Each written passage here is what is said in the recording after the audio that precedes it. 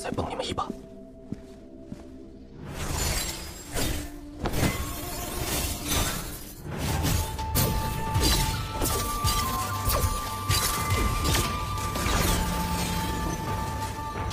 我天道门的地盘撒野，惜命长啊！大人，你不能杀我！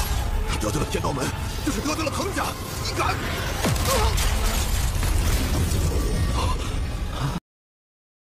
？Di sebuah tempat terpencil di negara Zhou, nampak tempat teleportasi pun berkedip.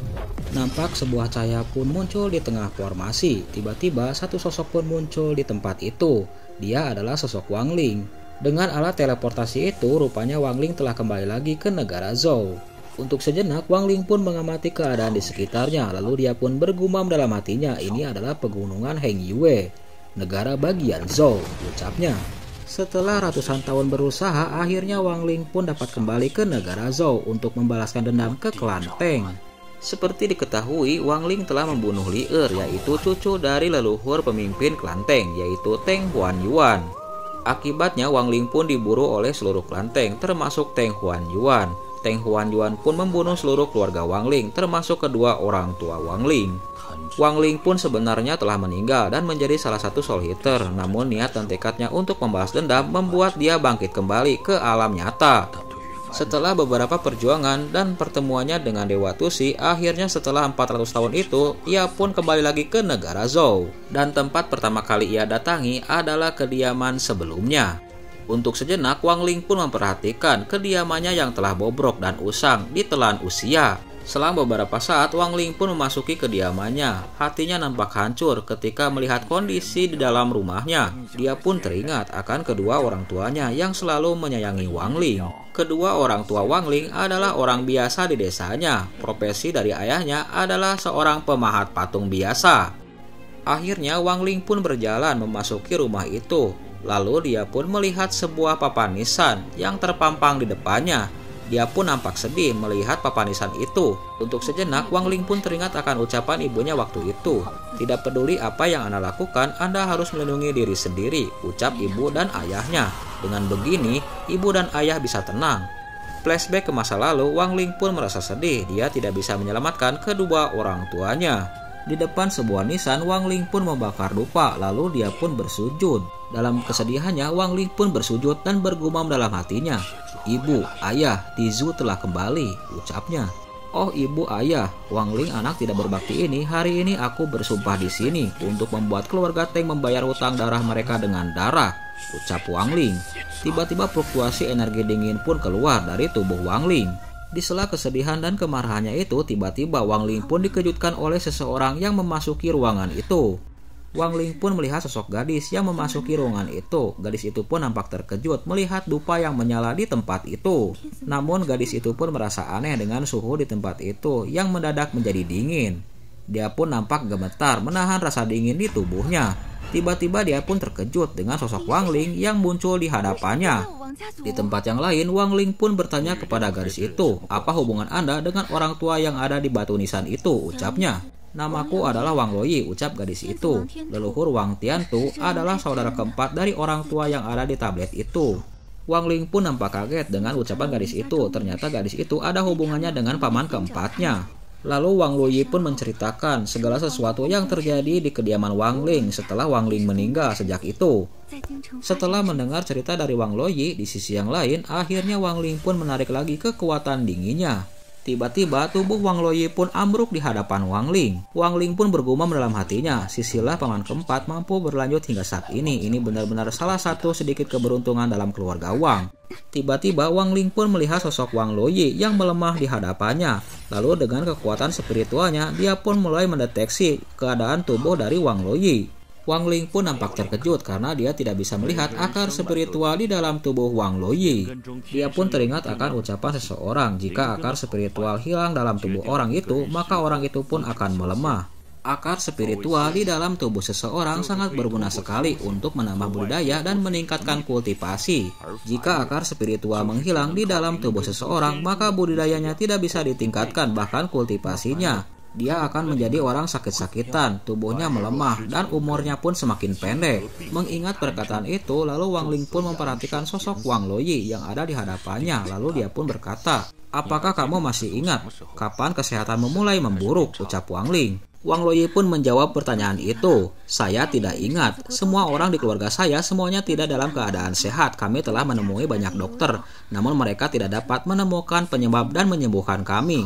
Mendengar itu, Wang Ling pun bergumam dalam hatinya, mungkinkah keluarga Wang menyinggung beberapa kultivator dan apakah akar spiritual mereka sudah dipotong? Akhirnya Wang Ling pun bangkit dan berusaha untuk menyembuhkan penyakit dari dalam tubuh Wang Luoyi. Seketika tubuh Wang Luoyi pun bergetar akibat kekuatan yang ditransferkan oleh Wang Ling. Setelah beberapa saat, akhirnya tubuh Wang Luoyi pun membaik di hadapan Wang Ling. Lalu dia pun berkata, "Sudah tumbuh dewasa, saya belum pernah merasakan tubuh seringan ini," ucapnya. Lalu Wang Luoyi pun mengucapkan terima kasih kepada Wang Ling. Di sisi yang lain, Wang Ling pun berkata, "Aku seharusnya adalah leluhurmu," ucapnya. Mendengar itu, Wang Luoyi pun nampak terkejut. Dia tidak menyangka kalau Wang Ling adalah leluhurnya. Di sisi yang lain, Wang Ling pun menjelaskan kalau dulu dia pernah berjanji kepada paman keempatnya kalau dia berhasil berkultivasi, maka dia akan menyelamatkan seluruh keturunannya. Singkat cerita, Wang Ling pun keluar dari kediamannya, lalu dia pun memanggil monster serangga. Setelah dipanggil oleh Wang Ling, nampaklah seekor monster raksasa yang sangat mengerikan di hadapan Wang Ling dan Wang Luoyi. Wang Luoyi yang mengikuti Wang Ling pun nampak terkejut manakala dia melihat monster serangga yang sangat menakutkan ada di depannya. Namun di tempat yang lain, Wang Ling pun menenangkan Wang Luoyi, lalu dia pun mengajak Wang Luoyi untuk mengikutinya. Singkat cerita, Wang Ling dan Wang Luoyi pun terbang menggunakan monster serangga raksasa menuju ke sebuah tempat. Setelah terbang beberapa saat, akhirnya Wang Ling dan Wang Luoyi pun sampai di gerbang sebuah kota. Nampak di sebuah gerbang kota, dua prajurit yang sedang menjaga, lalu dia pun memeriksa Wang Luoyi dan Wang Ling.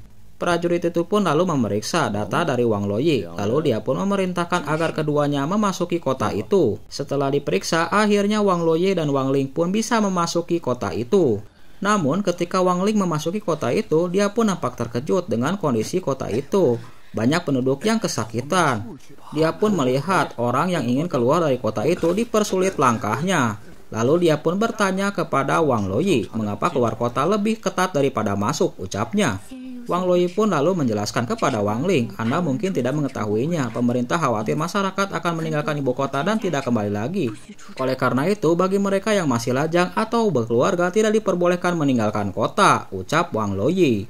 Di sela langkahnya, Wang Ling pun mengamati keadaan di sekitarnya. Dia pun melihat beberapa penduduk yang penyakitan. Dia pun nampak terkejut, kenapa bisa begini di kerajaan Zhou. Lalu dia pun menggunakan kekuatan spiritualnya untuk mendeteksi semua penduduk itu. Setelah dideteksi dengan kekuatan spiritualnya, Wang Ling pun menyadari kalau seluruh penduduk kota ini telah kehilangan akar spiritualnya. Di tempat yang lain, tanpa sepengetahuan Wang Ling, ada seseorang yang mengamatinya dari kejauhan. Selang beberapa saat, akhirnya Wang Ling dan Wang Luoyi pun sampai di sebuah kediaman. Nampak seorang penjaga pun menghampirinya. Lalu dia pun bertanya, "Nona, Anda akhirnya kembali. Sang patriark tua sedang sekarat," ucapnya. Mendengar kakeknya sedang sekarat, Wang Luoyi pun bergegas untuk menghampiri kakeknya itu. Dia pun melihat sosok kakeknya yang terbaring di sebuah dipan. Melihat kondisi kakeknya yang terbujur kaku, Wang Luoyi pun nampak bersedih. Dia tidak menyangka kalau kakeknya akan menderita separah itu. Di sisi yang lain, Wang Ling pun melihat sosok kakek dari Wang Luoyi yang terbujur kaku di atas dipan. Lalu dia pun berusaha untuk mengamatinya. Akhirnya Wang Ling pun mengetahui kalau penyebabnya adalah akar spiritual yang telah menghilang dari kakek itu. Tanpa diduga, Wang Luoyi pun berbalik ke arah Wang Ling, lalu dia pun bersujud memohon bantuan dari Wang Ling. Tentu saja, semua orang pun terkejut dengan apa yang dilakukan oleh Wang Luoyi. Mendengar permohonan dari Wang Luoyi, akhirnya Wang Ling pun bergegas untuk menghampiri kakek itu.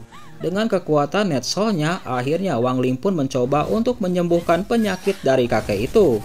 Dengan kekuatan spiritualnya, Wang Ling pun mencoba untuk memperbaiki akar roh kakek itu serta memperbaiki meridiannya. Apa yang dilakukan oleh Wang Ling itu membuat semua orang pun menjadi kaget. Mereka tidak menyangka kalau Wang Ling adalah seorang abadi. Selang beberapa saat, akhirnya kakek itu pun siuman di hadapan semua orang. Melihat kakeknya telah siuman, Wang Luoyi pun nampak senang, lalu dia pun menghampiri kakeknya.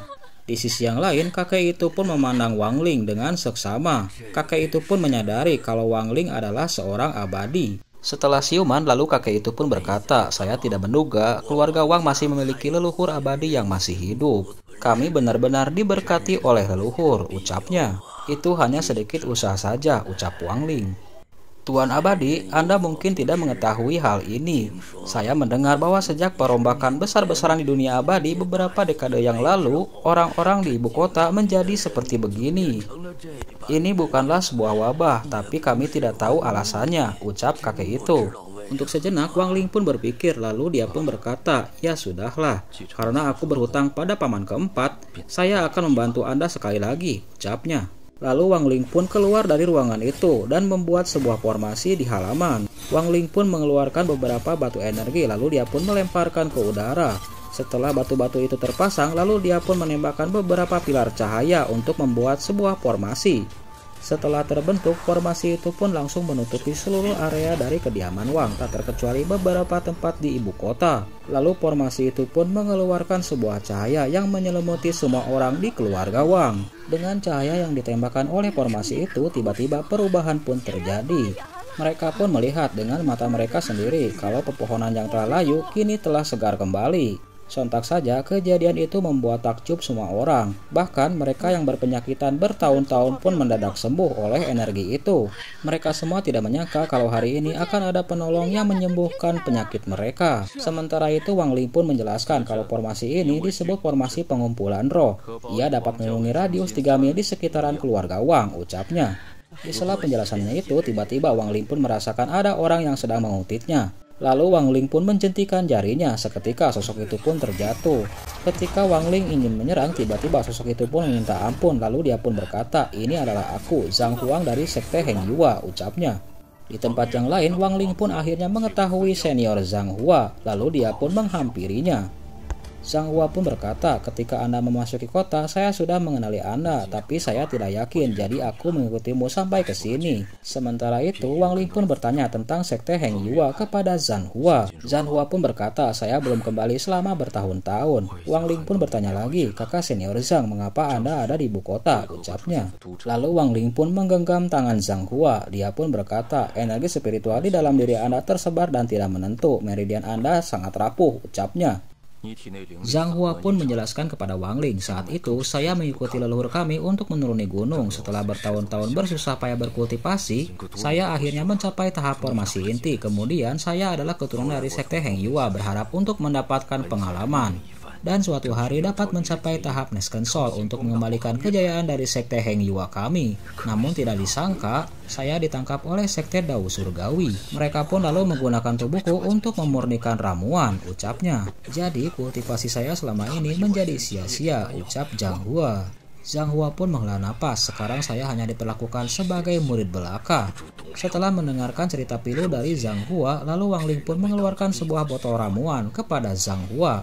Wang Ling pun berkata, "Kalau ada 7 ramuan di dalamnya, Anda meminum 1 ramuan setiap bulannya. Setelah 7 bulan, budidaya Anda setidaknya dipulihkan setengahnya."